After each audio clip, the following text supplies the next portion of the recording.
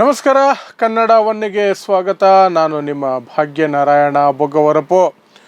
ಧರ್ಮಸ್ಥಳದ ಸುತ್ತಮುತ್ತ ಮತ್ತು ಧರ್ಮಸ್ಥಳದಲ್ಲಿ ನೂರಾರು ಹೆಣಗಳನ್ನು ಹೂತು ಹಾಕಿದ್ದೀನಿ ಅಂತ ಮುಂದೆ ಬಂದಂತಹ ವ್ಯಕ್ತಿಯ ತನಿಖೆ ಮತ್ತು ವಿಚಾರಣೆ ಸತತ 2ನೇ ದಿನ ಇವತ್ತು ಸಹ ನಡೀತು. 2ನೇ ದಿನ ಇವತ್ತು ಬಹಳ ಮುಖ್ಯವಾದಂತಹ ದಿನ ಅನ್ನಿಸ್ಕೊಳ್ಳುತ್ತೆ. ಯಾಕೆಂದರೆ ಮೂಲಗಳ ಪ್ರಕಾರ SIT ಮುಂದೆ ಆ ವ್ಯಕ್ತಿ ಭೀಮ ಅಂತ ಎಲ್ಲರೂ ಏನು ಹೆಸರಿಟ್ಟಿದ್ದಾರೆ, ಆ ಅನಾಮಧೇಯ ವ್ಯಕ್ತಿ ಯಾರು ಈ ಹೂತು ಹಾಕುವಂತಹ ಆಜ್ಞೆಗಳನ್ನು ಕೊಟ್ಟರು, ಆ ಹೆಣಗಳನ್ನು ಹೂತು ಹಾಕಬೇಕು ಅಂತ, ಕೆಲವು ಹೆಣಗಳನ್ನು ಪೆಟ್ರೋಲ್ ಹಾಕಿ ಸುಡಬೇಕು ಅನ್ನುವಂತಹ ಆಜ್ಞೆಯನ್ನು, ಆದೇಶವನ್ನು ಕೊಟ್ಟಂತಹ ವ್ಯಕ್ತಿಗಳ ಹೆಸರುಗಳನ್ನು ಆ ಅನಾಮಧೇಯ ವ್ಯಕ್ತಿ ಇವತ್ತು ಕೊಟ್ಟಿದ್ದಾರೆ ಅನ್ನುವಂತಹ ಸುದ್ದಿಗಳು ಬರ್ತಾ ಇದೆ. ಹಾಗಾಗಿ ಇವತ್ತು ಬಹಳ ಮುಖ್ಯವಾದ ದಿನ ಆಗುತ್ತೆ.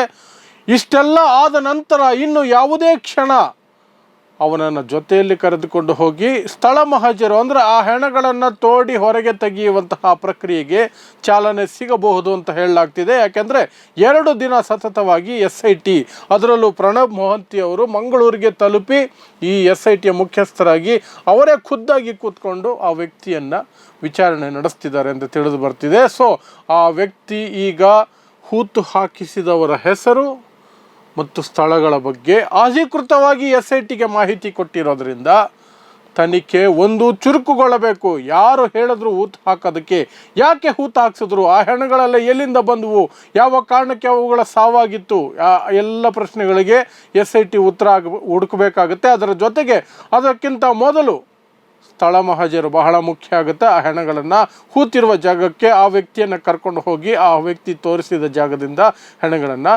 ಅಗೆದು ಹೊರತೆಗೆದು ಅವುಗಳನ್ನು ಮೆಡಿಕಲ್ ರಿಪೋರ್ಟಿಗೆ ಕಳಿಸ್ಬೇಕಾಗತ್ತೆ. ಇದು ಇವತ್ತು ನಡೆದಿರುವಂತಹ ಬಹಳ ಮುಖ್ಯವಾದಂತಹ ವಿಚಾರ. ಇನ್ನು ಇದರ ನಡುವೆ 2018ರಲ್ಲಿ ಹೊರಗೆ ಬಂದಂತಹ ರಿಪೋರ್ಟ್ ಬಗ್ಗೆಯೂ ಸಹ ಚರ್ಚೆಗಳು ನಡೀತಾ ಇದೆ. ಉಗ್ರಪ್ಪ ಸಮಿತಿಯನ್ನು ರಚಿಸಲಾಗಿತ್ತು.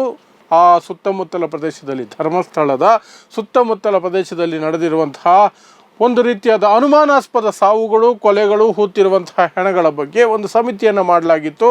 ಆ ಸಮಿತಿ ಕೊಟ್ಟಂತಹ ವರದಿಯಲ್ಲಿ 460ಕ್ಕೂ ಹೆಚ್ಚು ಹೆಣಗಳನ್ನು ಆ ರೀತಿಯಾಗಿ ಹೂತು ಹಾಕಲಾಗಿದೆ ಅಥವಾ ಅಂತಹ ಸಾವುಗಳಾಗಿದೆ ಅನ್ನುವಂತಹ ಮಾಹಿತಿಯನ್ನು ಉಗ್ರಪ್ಪ ಸಮಿತಿ 2018ರಲ್ಲೇ ಕೊಟ್ಟಿತ್ತು.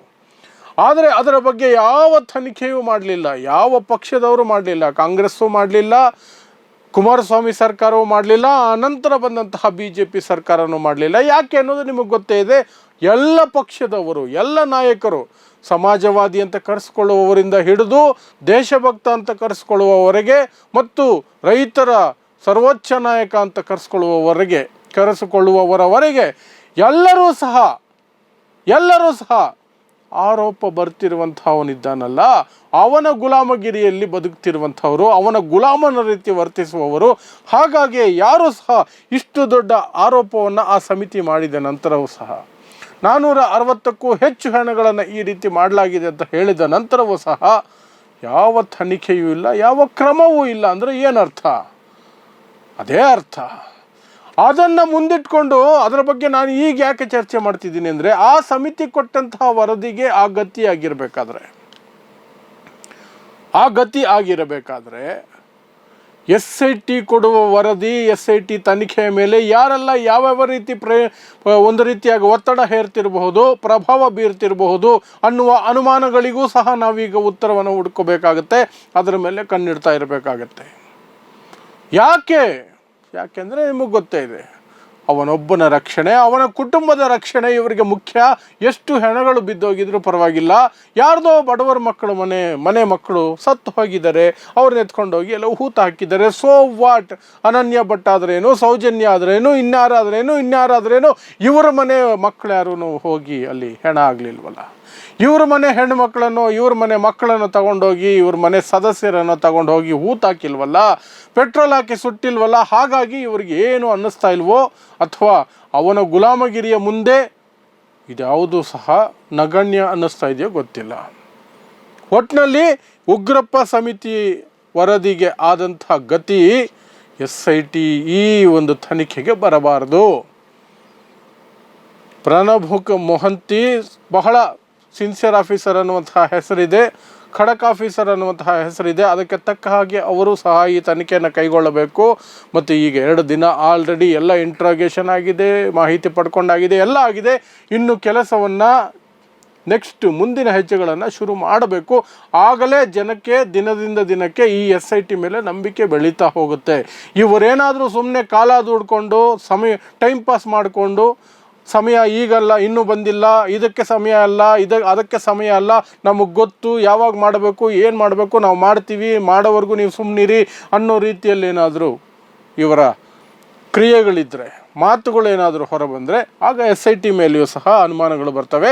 ಯಾಕೆ ಅಂತ ನಾನು ಮೊದಲೇ ಹೇಳಿದ್ದೀನಿ, ಉಗ್ರಪ್ಪ ಸಮಿತಿಯ ವರದಿಗೆ ಆದಂತಹ ಗತಿಯನ್ನು ನೋಡಿದಾಗ ನಮಗೆ ಖಂಡಿತವಾಗ್ಲೂ ಅದು ಅನುಮಾನ ಬಂದೇ ಬರುತ್ತೆ. ಸೊ ಇದರ ನಡುವೆ ಇನ್ನೇನು ಹೆಣಗಳನ್ನು ಹೊರತೆಗೆಯುವಂತಹ ಪ್ರೋಸೆಸ್ ಶುರುವಾಗುತ್ತೆ ಅನ್ನುವ ಹೊತ್ತಿನಲ್ಲಿ, ಅಥವಾ ಅದರ ಸೂಚನೆಗಳು ಸಿಕ್ಕಿದೆಯೋ ಏನೋ ಅವನು ಒಂದಷ್ಟು ತಂಡವನ್ನು ರಚಿಸಿದ ಹಾಗಿದೆ. ಒಬ್ಬರ ನಂತರ ಒಬ್ಬರು ಹುಳಗಳ ಹಾಗೆ ಹೊರಗೆ ಬರ್ತಿದ್ದಾರೆ ಸತ್ಯವನ್ನು ಮುಚ್ಚಿಡೋದಕ್ಕೆ. ಇದನ್ನು ಧಾರ್ಮಿಕ ವಿಚಾರವಾಗಿ ಪರಿವರ್ತನೆ ಮಾಡಿ ಧರ್ಮವನ್ನು ಎಳೆದು ತಂದು, ದೇವಸ್ಥಾನವನ್ನು ಎಳೆದು ತಂದು ಜನರಿಂದ ಈ ಒಂದು ಇಡೀ ಪ್ರಕರಣ ಏನಿದೆ ಅದನ್ನು ಬೇರೆ ರೀತಿ ಬಿಂಬಿಸುವ ಕೆಲಸವನ್ನು ಮಾಡೋದಕ್ಕೆ ಒಂದಷ್ಟು ಜನ ಇಳಿದಂಗಿದೆ ಫೀಲ್ಡಿಗೆ. ಆಲ್ರೆಡಿ ಎಲ್ಲ ಗೋಧಿ ಮಾಧ್ಯಮಗಳು ಅದರಲ್ಲಿ ಇದ್ವು. ಸ್ವತಂತ್ರ ಮಾಧ್ಯಮಗಳು ಮಾತ್ರ ಅದರ ವಿರುದ್ಧ ಮಾತಾಡ್ತಿದ್ದಿದ್ದು ಅಥವಾ ತನಿಖೆಗೆ ಆಗ್ರಹಿಸ್ತಾ ಇದ್ದಿದ್ದು. ಈಗ ಯೂಟ್ಯೂಬರ್ಗಳಲ್ಲಿ ಒಂದಷ್ಟು ಜನರಿಗೆ ಬಿಸ್ಕೆಟ್ ಹಾಕಿದ್ದಾರೆ. ಸೊ ಒಂದೊಂದೇ ಹೊರಗೆ ಬರ್ತಾ ಇದೆ. ಒಂದು ಗಿಳಿಯಂತೆ, ಒಂದು ಕಿರಿಕಂತೆ, ಯಾವ್ಯಾವುದೋ ಹೊರಗಡೆ ಬಂದು ಕೌ ಅಂತ ಕಚ್ಚುವ ರೀತಿಯಲ್ಲಿ ಬೊಗಳ್ತಾ ಇದ್ದಾವೆ. ಅವೆಲ್ಲವೂ ಸಹ ಧರ್ಮವನ್ನು ಎಳೆದುಕೊಂಡು ಬರ್ತಾ ಇದ್ದಾವೆ.